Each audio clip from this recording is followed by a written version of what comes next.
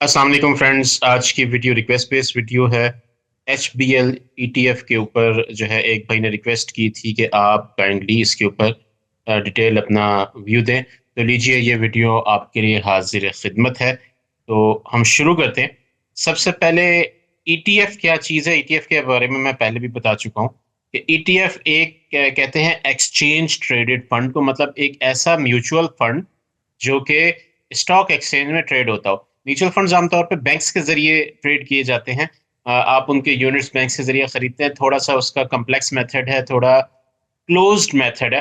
लेकिन stock exchange के ऊपर आपके सब कुछ आपके सामने हो रहा होता है। टाइमली एक्टिविटीज जो है वो आपके सामने हो रही थी कि प्राइस ऊपर जा रही नीचे जा रही होती है।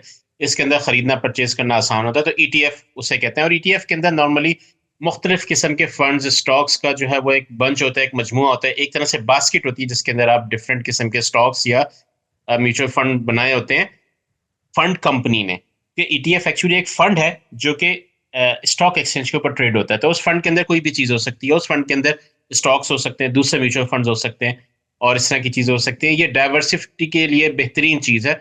अगर आप अपने पोर्टफोलियो को डाइवर्सिफाई रखना चाहते हैं तो ये एक अच्छी ऑप्शन है ईटीएफ के अंदर इन्वेस्ट करना। तो जो रिक्वेस्ट आई है H B L T ETF के ऊपर आई है। जैसा कि नाम से ही जाहिर है, एच बी एल का ये ईटीएफ है।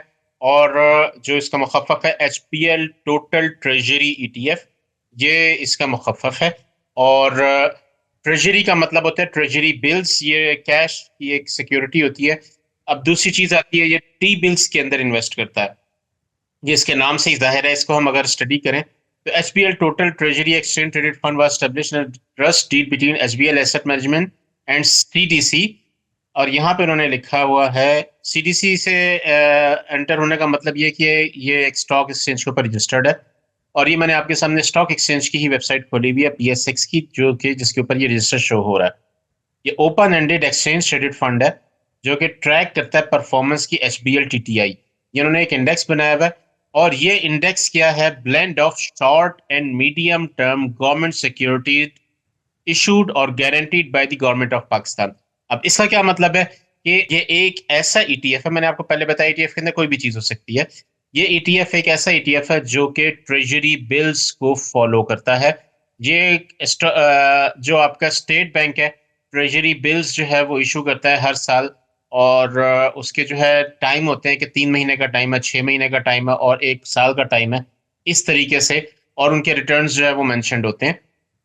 तो ये डिटेल्स जो हैं, एक और मेरी वीडियो है टी बिल्स के ऊपर, उसके अंदर आपको समझ में आ जाएगी डिटेल से। टी बिल्स गवर्नमेंट की सिक्योरिटीज होती है, गवर्नमेंट के शेयर्स होते हैं। गवर्नमेंट एक्चुअल में लोगों से पैसा लेती है, इन्होंने अपने काम करने होते हैं, और उनको फिर रिटर्न देती है इंटरेस्ट के साथ बढ़ाकर। और ये रेट जो है 15% चल रहा है इस टाइम। लेटेस्ट जो है 15.8% टी बिल्स के ऊपर रिटर्न दिया। तो इसका मतलब ये है कि ये जो, क्योंकि टी बिल्स के अंदर इन्वेस्ट कर रहा है कैश सिक्योरिटीज, तो ये बहुत लो रिस्क जो ईटीएफ है। और इसकी वैल्यू ने बढ़ना ही बढ़ना है, इसका कम होने का चांस नहीं है। क्यों? क्योंकि ट्रेजरी बिल्स कम नहीं होते अनलेस कि गवर्नमेंट उनको वो करते हैं, लेकिन ऐसा होता नहीं है। तो ये मैंने सबसे पहले पीएसएक्स से इसको देखते हैं, हमने इसको पढ़ लिया किसके अंदर इन्वेस्ट करता है, ट्रेजरी बिल्स के अंदर इन्वेस्ट करता है। और ये H B L T T I का ब्रोशर जो है हम अगर देखें, अब इसने पे आउट्स कितने दिए हैं। इसने जो पे आउट्स दिए हैं 2024 में, इसने 20% रिटर्न दिया है। जो पूरा साल बाद, ये साल बाद आपको रिटर्न देता है, साल बाद आपको डिटेल्स देता है। और 2023 में इसने 14% दिया था। फाइनेंशियल रिपोर्ट्स इसकी अवेलेबल नहीं है, इसके ऊपर बहुत ज़्यादा डाटा अवेलेबल नहीं है किसी भी साइट के ऊपर। तो ये जो है इस तरीके से सिस्टम चल रहा है। हम इसका ज़रा डाटा देखते हैं थोड़ा। 6 मंथ का डाटा देखें। ये जो है आपका 114 से चलता जाता जाता 121 तक गया है। उसके बाद ये नीचे 102 पे आया। इसने जो है 20% जो रिटर्न दिया था, वो क्योंकि डिविडेंड जो है हमेशा वो आपकी प्राइस से माइनस होता है। जिस डेट को उसने डिविडेंड दिया साथ ही ये नीचे आ गया, ये नॉर्मल है, कोई ऐसी बात नहीं है। इसके बाद देखते हैं, इस टाइम ये 104 के ऊपर चल रहा है। और इसका सारा जो सिस्टम है, हम यहाँ से देखें इसकी 32 वीक रेंज 10 से 131, ये चीज़ हम चेक करते हैं कि 10 से 131 क्या है। 1 ईयर पे क्लिक करते हैं तो ये देखें, पहले यहाँ पे शो हो जाएगा हमें। ये देखें, पहले ये 10-11 के ऊपर चल रहा था, फिर एकदम से 131 के ऊपर गया। इसका मतलब ये है कि 22 दिसंबर को इन्होंने अपनी प्राइसिंग को रीडिफाइन किया। इतना बड़ा जो मुनाफा है वो कभी होता नहीं है। तो इसमें इन्होंने क्या किया यहाँ पे कि जैसे ही ये प्राइस 11 पे गई है, उसके बाद इन्होंने जो है 111 कर दिया, 100 रुपीज़ बढ़ा दिए। तो इस वक़्त जिस बंदे के पास इसके 1000 शेयर्स थे, वो 1 लाख के शेयर्स थे, वो यहाँ पे 1 लाख के ही रहे होंगे। उन्होंने जो है नंबर ऑफ शेयर्स बढ़ा दिए होंगे, दैट्स ऑल।